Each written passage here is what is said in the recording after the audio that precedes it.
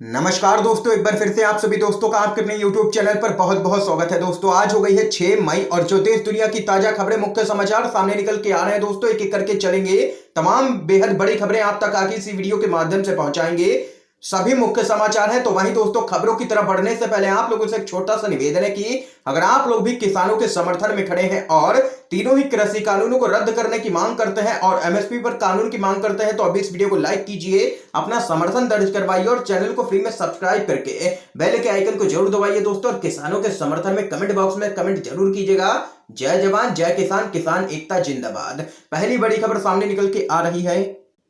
CMI की report में हुआ है बड़ा खुलासा। अप्रैल में गई है 75 लाख लोगों की नौकरियां। राहुल गांधी बोले ना वैक्सीन ना रोजगार, फेल हुई मोदी सरकार। आप लोगों को बताते चले दोस्तों, भारत में आई कोरोना महामारी में हर दिन हालात बद से बदतर होते जा रहे हैं। एक तरफ सरकार की लापरवाही की वजह से लाखों लोगों की जान जा चुकी है, तो वहीं अब बेरोजगारी के कारण भी लोगों की चिंता यहां पर काफी बढ़ गई है। भारत में बढ़ रही बेरोजगारी देश के नागरिकों पर दोहरी मार की तरह है। दरअसल आप लोगों को बताते चलें, centre for monitoring Indian economy की एक रिपोर्ट के मुताबिक अप्रैल के महीने में भारत के 75 लाख से ज्यादा लोगों की नौकरियां चली गई हैं। तो वहीं रिपोर्ट के मुताबिक आने वाले वक्त में देश के हालात और भी ज्यादा मुश्किल होने की आशंका है। दरअसल कोरोना संक्रमण की दूसरी लहर के दौरान देश के कई राज्यों में लॉकडाउन जैसी स्थिति है, जिसके चलते कई व्यापार पूरी तरीके से बंद हो चुके हैं। आर्थिक गतिविधियां कम होने की वजह से इसका बुरा असर अर्थव्यवस्था पर भी पड़ रहा है। तो वहीं इस खबर को शेयर करते हुए कांग्रेस के नेता राहुल गांधी ने मोदी सरकार पर निशाना साधा है। राहुल गांधी ने कहा है कि ना वैक्सीन ना रोजगार, जनता झेले कोरोना की मार, बिल्कुल फेल है मोदी सरकार। ये यहाँ पर देख सकते हैं, जबरदस्त तरीके से राहुल गांधी लगातार हमलावर हैं केंद्र की मोदी सरकार पर। और देश में यहाँ पर बेरोजगारी दिन पर दिन बढ़ती ही जा रही है और 75 लाख लोगों की नौकरियां चली गई हैं सिर्फ अप्रैल के ये आंकड़े हैं। अगली बड़ी खबर की तरफ चलते हैं। बंगाल हिंसा पर ममता बनर्जी का पलटवार, बोली जहां भाजपा जीती है वहीं पर हो रही है हिंसा, फैला रहे हैं फेक वीडियो। आप लोगों को बताते चले, पश्चिम बंगाल की मुख्यमंत्री ममता बनर्जी ने कहा है कि राज्य में हिंसा की किसी भी घटना को बर्दाश्त नहीं किया जा सकता है। जिन जगहों पर बीजेपी ने जीत दर्ज की है वहां गड़बड़ी ज्यादा है। बीजेपी पुराने वीडियो के जरिए फर्जी घटनाओं के बारे में लगातार यहां पर फेक न्यूज फैला रही है। दरअसल दोस्तों, आप लोगों को बताते चले, बंगाल के अंदर जब से भाजपा की करारी हार हुई है तब से पूरी बीजेपी पार्टी यहां पर बौखला चुकी है। ऐसा ही आप लोगों ने दिल्ली के विधानसभा चुनाव के बाद भी देखा होगा। दिल्ली का चुनाव हारने के बाद दिल्ली के अंदर दंगे हुए थे। अब वैसा ही माहौल यहां पर बंगाल के अंदर बनाने की कोशिश कर रही है भाजपा। इस खबर पे आप लोगों की क्या कुछ राय है जरूर बता सकते हैं कमेंट बॉक्स में। एक और बड़ी अपडेट जान लेते हैं। कोरोना का हर दूसरा केस और हर चौथी मौत भारत से, प्रशांत बोले सरकार को सिर्फ सेंट्रल विस्टा की फिक्र है। आप लोगों को बताते चले, भारत में कोरोना के चलते लाखों लोग अपने परिजनों को खो चुके हैं। इस साल के अप्रैल महीने में महामारी की तीव्रता और सरकार की लापरवाही दोनों सबसे ज्यादा देखने को मिली है। तो वहीं WHO ने अपनी एक रिपोर्ट के माध्यम से सूचित किया है कि हफ्ते में वैश्विक कोरोना संक्रमण मामलों में से 46% मामले भारत से थे। इसी के साथ 25% मौत के मामले भी भारत से ही थे। देश में कोरोना की दूसरी लहर के चलते ऑक्सीजन और अस्पताल के बेड की खासा दिक्कत हो गई है। सब चंगासी नहीं रहा। एक साल पहले सरकार को उन्हीं की एजेंसियों ने ऑक्सीजन की कमी के बारे में आगाह भी किया था, लेकिन सरकार ने कोई ठोस कदम नहीं उठाए। इसका परिणाम अब सबके सामने है। अप्रैल महीने में कोरोना से मरे लोगों की लाशों का शमशानों और कब्रिस्तानों में अंबार सा लग गया।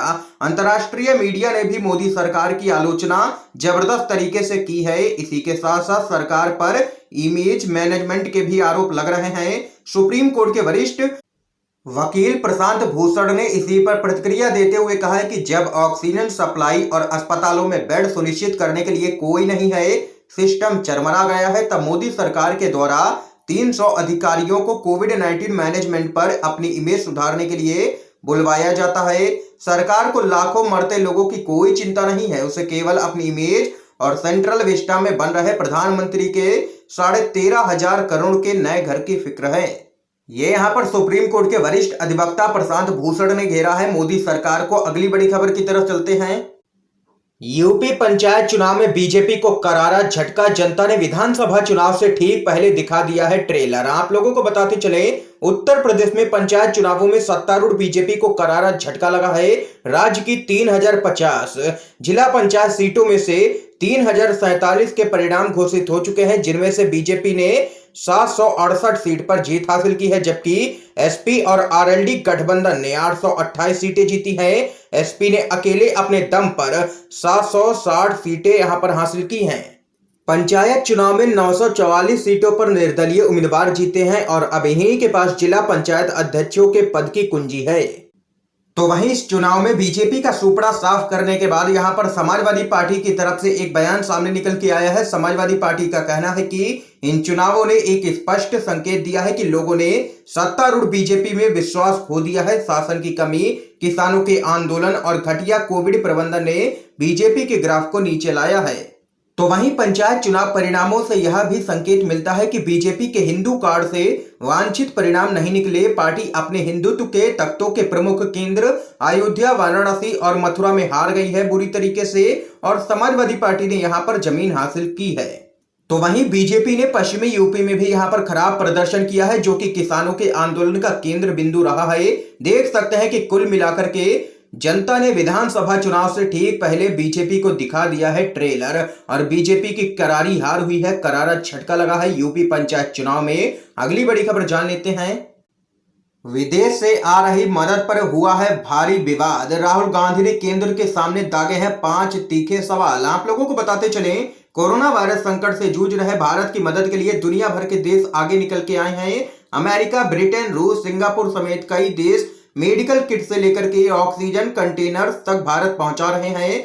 तो वहीं विदेश से आ रही मदद काफी राहत देने वाली है, लेकिन अब देश में इसको लेकर के विवाद शुरू हो गया है। इस मुद्दे पर अब कांग्रेस के पूर्व अध्यक्ष राहुल गांधी ने केंद्र सरकार से सवाल पूछा है। राहुल गांधी ने ट्वीट में पूछा, भारत को अभी तक किन सामानों की आपूर्ति मिली है, वे आखिर कहां हैं, उनसे किसे फायदा हो रहा है।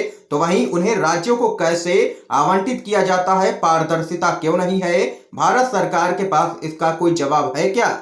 दरअसल दोस्तों, आप लोगों को बताते चलें, लगातार सवाल उठ रहे हैं कि भारत में विदेशी मदद कई देशों से आ रही है, लेकिन ये मदद आखिर जा कहां रही है। यहां पर एआईएमआईएम के अध्यक्ष असदुद्दीन ओवैसी ने भी ट्वीट कर पूछा था कि भारत में अब तक 300 टन विदेशी मदद आ चुकी है, लेकिन प्रधानमंत्री कार्यालय नहीं बता रहा है कि आखिर इसका हुआ क्या है। ओवैसी ने पूछा था कि नौकरशाही ड्रामे के कारण कितनी जीवन रक्षक विदेशी मदद गोदामों में अभी भी पड़ी है, लेकिन यहां पर देख सकते हैं कि ये मदद लोगों तक या राज्यों तक नहीं पहुंचाई जा रही है, और केंद्र सरकार यहां पर चौतरफा घिरती हुई नजर आ रही है। तो वहीं अगली बड़ी खबर जान लेते हैं।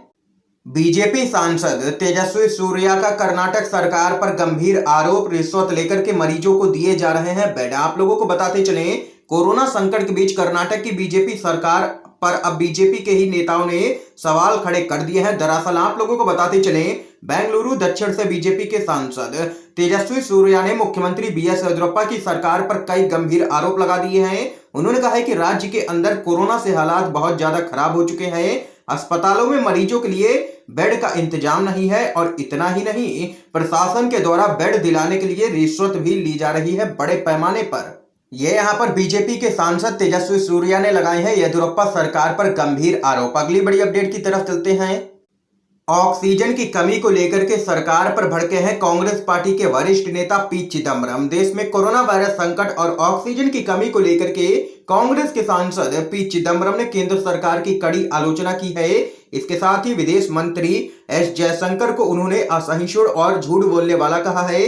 चिदम्बरम ने ट्वीट कर लिखा, सरकार लगातार ये झूठ बोल रही है कि ऑक्सीजन की कोई कमी नहीं है। हर दिन सैकड़ों लोगों की कहानियां सामने निकल के आ रही हैं, जिनमें लोग अपने परिजनों और दोस्तों के लिए ऑक्सीजन सिलेंडर खोजने के लिए परेशान हैं। मेरे पास ऐसी एक कहानी है, मेरे दोस्तों के पास कई कहानियां हैं।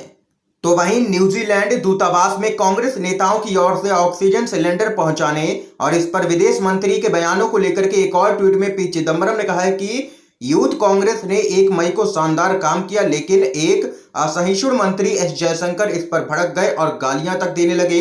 मेरी समझ में नहीं आता कि एक अच्छे खासे होशियार मंत्री भी भक्त आखिर क्यों बन जाते हैं। ये यहाँ पर भड़के हैं सरकार पर कांग्रेस पार्टी के नेता पी चिदम्बरम। एक और बड़ी खबर आप लोगों को बताते चलें, शपथ लेते ही एक्शन में ममता बनर्जी, लोकल ट्रेनें की है रद्द। कहा बीते 3 महीने में बहुत से लोग बाहर से आए थे, अब इसको कंट्रोल करना ही होगा। आप लोगों को बताते चले, पश्चिम बंगाल सरकार ने राज्य में कोरोना महामारी को नियंत्रित करने के लिए अगली सूचना तक सभी स्थानीय ट्रेनों की आवाजाही को स्थगित करने की घोषणा की है। इसके अलावा अन्य राज्यों से उड़ान या ट्रेनों से आने वाले यात्रियों के लिए 7 मई मध्य रात्रि से कोविड की निगेटिव रिपोर्ट को अनिवार्य कर दिया गया है। राज्य सरकार ने लोगों की आवाजाही को नियंत्रित करने के लिए कई घोषणाएं यहां पर की हैं। तो वहीं मुख्यमंत्री बनर्जी ने shopping mall, cinema hall, gym, swimming pool, bar और होटल पर पूरी तरीके से यहां पर प्रतिबंध लगा दिया है ताकि यहां पर कोरोना पर काबू पाया जा सके। एक और बड़ी अपडेट की तरफ चलते हैं। इलाहाबाद हाई कोर्ट ने योगी सरकार को सही आईना दिखाया है और लगाई है फटकार, अब जवाबदेही तय हो। ये यहां पर कहना है प्रियंका गांधी का। आप लोगों को बताते चले, कांग्रेस महासचिव प्रियंका गांधी वाड्रा ने उत्तर प्रदेश में ऑक्सीजन की कमी से हो रही मौतों को इलाहाबाद उच्च न्यायालय के द्वारा नरसंहार करार दिए जाने के बाद कहा है कि अदालत ने राज्य की भाजपा सरकार को सही आईना दिखाया है, अब जवाबदेही भी तय होनी चाहिए। तो वहीं प्रियंका गांधी ने आगे कहा है कि योगी सरकार ऑक्सीजन की कमी की बात को लगातार झुठलाती रही है, कमी की बात बोलने वालों को धमकी देती रही है, जबकि सच्चाई यह है कि ऑक्सीजन की कमी से लगातार मौतें हुई हैं और इसकी जवाबदेही अब तय होनी चाहिए। देख सकते हैं कि योगी सरकार को कड़ी फटकार लगाई इलाहाबाद हाई कोर्ट ने और उसी पूरे मामले पर अब प्रियंका गांधी भी हमलावर हो चुकी हैं। अगली बड़ी खबर जान लेते हैं। देश भर में ऑक्सीजन संकट, सुप्रीम कोर्ट ने मुंबई मॉडल को सराहा, कहा बीएमसी से बात करे केंद्र सरकार और दिल्ली सरकार। आप लोगों को बताते चले, राष्ट्रीय राजधानी दिल्ली में चल रही ऑक्सीजन की किल्लत को लेकर के सुप्रीम कोर्ट काफी सख्त है। आप लोगों को बताते चले, कोर्ट ने इस मामले में सुनवाई करते हुए बीएमसी मॉडल की यहां पर तारीफ की है। कोर्ट ने केंद्र और दिल्ली सरकार को बीएमसी से संबंध में बात करने की सलाह दी है। कोर्ट ने कहा है कि बीएमसी से बात करके आपूर्ति प्रबंधन सीखा जा सकता है। ये यहां पर दोस्तों आज की इस समय की तमाम बेहद बड़ी खबरें सामने निकल के आई हैं जो हमने आप लोगों तक पहुंचाई हैं। अगर आप लोगों को ये वीडियो पसंद आया हो तो वीडियो को लाइक कीजिएगा, ज्यादा से ज्यादा इस वीडियो को शेयर कीजिएगा, अपने सभी दोस्तों तक इन खबरों को जरूर पहुंचाइएगा ताकि आप सभी के दोस्त भी इन खबरों को जान सकें। वीडियो देखने के लिए दोस्तों आप सभी का बहुत बहुत धन्यवाद। जय हिंद, जय भारत।